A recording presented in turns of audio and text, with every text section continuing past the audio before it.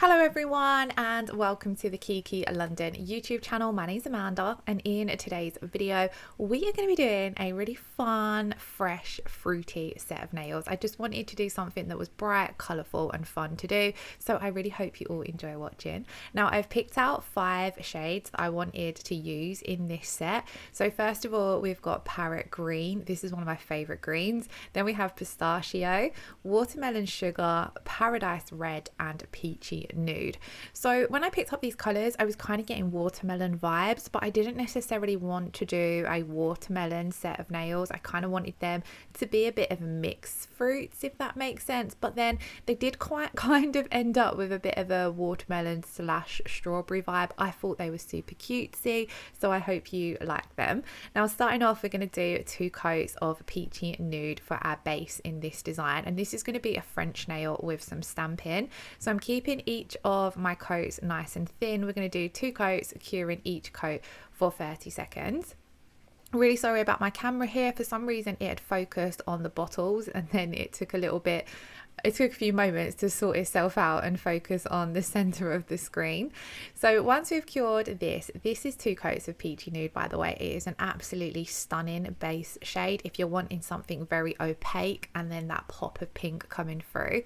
So we're going to go in with the Kiki London French brush and Pistachio to create our French tip. So I'm loading up my French brush with a generous amount of Pistachio. I find the French brush a little bit easier to work with once it has got a decent amount of gel polish worked through the bristles. The bristles are quite dense and firm, which is brilliant because it gives you the sharp French shape, but it does just mean sometimes you've got to work your gel polish through it so that it's loaded up.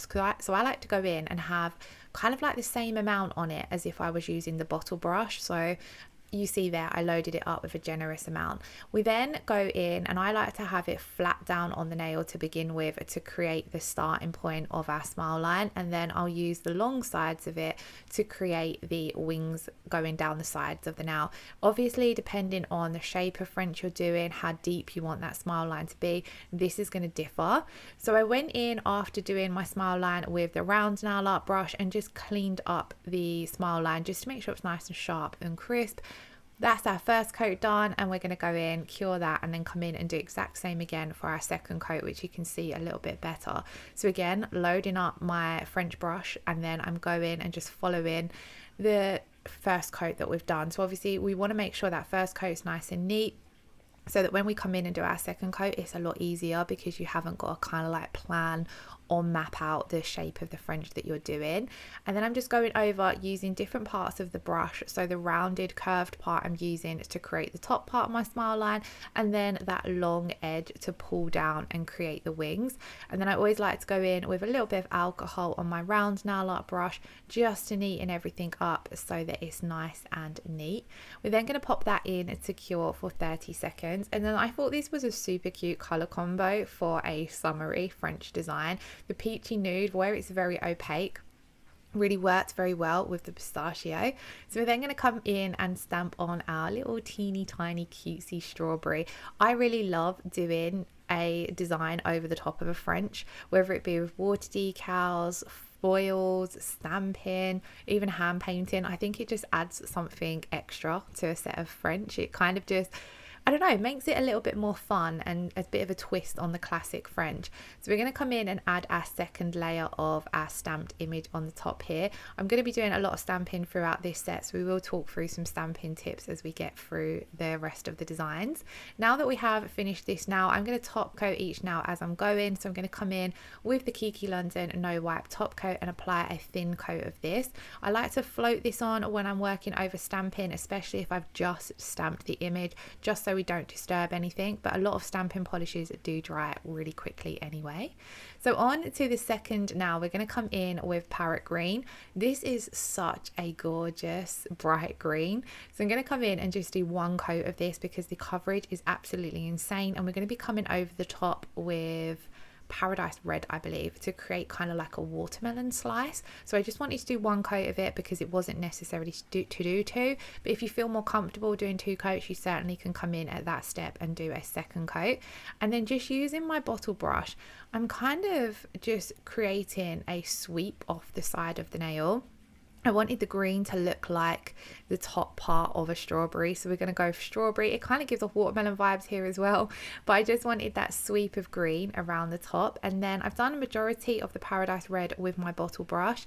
I just want to come in with my stripe liner and just neaten up the edges slightly so that it's nice and crisp. Now you could do this with a round nail art brush and alcohol, but I kind of prefer to go in with a stripe liner and a little bit of the gel polish to neaten it up when there's not that much to neaten up, if that makes sense. Now I wanted this to have the color like the holy pip seed part look of the strawberry, so I went in with this off brown shade and these little speckles from this particular stamping plate, and I'm just going to stamp this down. And it's not, I was going to do this in white at first, but I didn't want to draw too much attention to it. I kind of wanted it to look how they would look on an actual strawberry, so I thought this color worked well. Now when it comes to stamping over gel polish, I like to leave the tacky layer that's left behind after curing. I find that the stamping just goes on a lot nicer when you have left behind your tacky inhibition layer after curing. However, it doesn't make too much difference. I find though that when you leave the tacky layer, if you are slow placing down your stamped image, it stamps a lot easier, because once you've wiped away that tacky layer, the nail's quite matte, so then there's nothing to pull the image off the stamper. Where if you leave the tacky inhibition layer behind, it's a little bit sticky, so it grabs on to that image. So if you are having any trouble because you're a little bit slower at stamping, and you're usually either stamping over a matte top coat or you're wiping off your tacky inhibition layer, try stamping directly over the top of your tacky inhibition layer. This was my favorite nail in this set. I just loved how it turned out. So on to the next nail, we're going to start off with a ombre base. So we're going to be using Peachy Nude and Watermelon Sugar.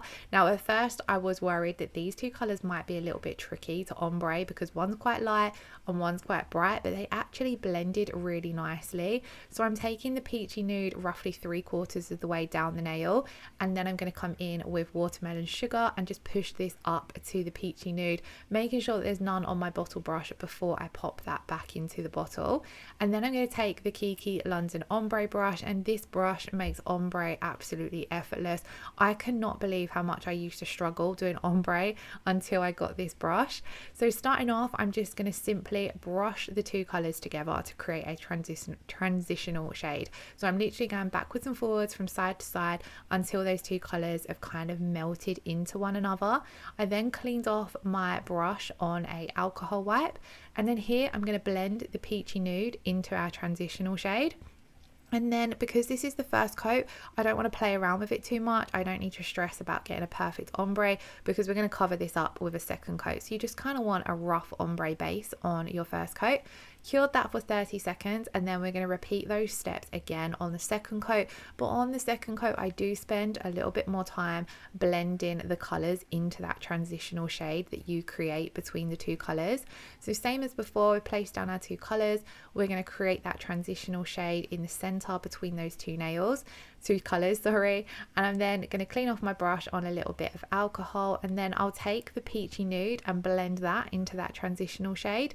And then because this is quite a bright colour we're working with, I didn't have to blend the transitional shade into the Watermelon Sugar too much. The majority of the blending work was between the Peachy Nude, where that's the lighter colour. It needed a little bit more attention, and I always stress as well, make sure that you're not just focusing your blend of your colours on that centre part of the nail. Make sure you're coming right round onto the side walls as well, especially if you're working on a longer built up nail where you've built an apex, or if you're working over acrylic and things like that, because it's really easy to forget these little side areas and then ending up with this perfect blend on the surface of the nail. But then if your client turns their hand to the side, the blend isn't so perfect on the side. Now, after I blended my colours together, I always leave it to sit for a few seconds before popping it into cure. This helps soften the brush strokes that you've created into the gel polish when you have been brushing your brush backwards and forwards. So just leave it to settle for around 10-15 seconds and then pop that in to cure. And then on this now, I wanted to add in some gold into this set. So we're going to stamp on some gold fruit slices. So as you can see, this is a whole slice of fruit and I just wanted halves. So once I was using my lint roller to clean up my stamped image, I just took half of it off. So I'm going to go in, apply my stamping polish to my plate, scrape off the excess, quick flick of the wrist to pick up that image. I always use a lint roller to clean away any excess image that I don't want to stamp, and then in this case it's half of the actual image, so we're going to remove half of that fruit slice, press down and then a little wriggle and lift off, and you've got a perfectly stamped image. I loved how the gold looked over these two pinks, kind of give off sunset cocktail vibes. So again, we're going to come in and top coat using the Kiki London No Wipe top coat. You can top coat over the stamping with any top coat of your choice. The rubber top coat is brilliant over stamping. I love, if I'm wearing stamping on an overlay, I love going in with the rubber top coat to give it a bit of more strength. And then also the matte top coat, I love stamping with a matte finish, but you can use any of the top coats. When I'm doing a lot of heavy stamping, so if it's like a full now of stamping, or if I'm doing layered stamping, I love to go in with the top coat that does leave behind a tacky layer, because I find this doesn't pit as much as what some top coats do when you're doing a lot of full coverage stamping. So that's just called the Kiki London top coat. It's not the no wipe top coat, so you do have to come in with some alcohol and wipe the inhibition layer off of that top coat. But if you are doing full cover stamping and you notice you get any pitting with your top coat, then do try that one. Now on to the final design. I've done a full coat of watermelon sugar. Again, I've only done one coat of this because it's very pigmented. Of course, if you're working on your own natural nails where you're not coming over a clear tip, you might find it better to do 2 thin coats, but this color is so pigmented I didn't feel as though 2 coats was necessary. And then I'm kind of just going to frame this now with Parrot Green. So I'm taking my striped liner brush and just going entirely around the edge of the nail.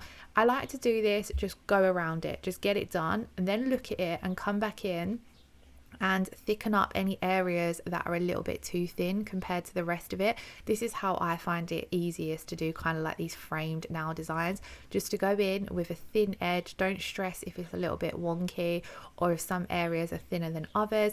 You can just thicken it up so that all the edges are even. And then again, I only did 1 coat of Parrot Green over the top of this because it looked really vibrant and I love this color combination. Then over the top of this, I wanted to go for a bit of an abstract look and include in that little apple. So I'm going to go in first of all with my gold stamping polish, apply my stamping polish, scrape off the excess, quick flick of the wrist to pick that image up, removing any images that we don't want to stamp down onto the nail. Now of course you can remove stamping polish very easy, so if you do happen to get a little bit of an image on the plate that you don't want, you can remove it with a little bit of alcohol. And then over the top of the little gold abstract shape, we're going to stamp on this cute little apple, and I decided to do this in white so it kind of paired up with the strawberry a little bit. And we're just going to layer that over the top but in the center. You can also create these layered abstract looks really easily with foils as well, which I absolutely love. And then again, we're going to come in and top coat. Something I really quickly wanted to mention, as of recording this video, there is a sale on the Kiki London website where you can buy any 5 products and get 1 free. So it's not restricted to any items. You can get sculpting gel, brushes, tools, K&S products, your gel polish shades, whatever you like. Add 6 to your basket and you'll get 1 item free. And then again, you can add 12 and you'll get 2 free, and so on and so on. So it's a great time to check out the Kiki London range if you haven't already, or to shop some of your favorites. As always, the website link will be in the description box below, along with all of the products I've used today. I really hope you all enjoyed today's fun and fruity video. If you did, please do give it a thumbs up, leave us a comment below, and hit that subscription button if you haven't already. And I shall see you all again in the next video. Lots of love, take care, bye bye.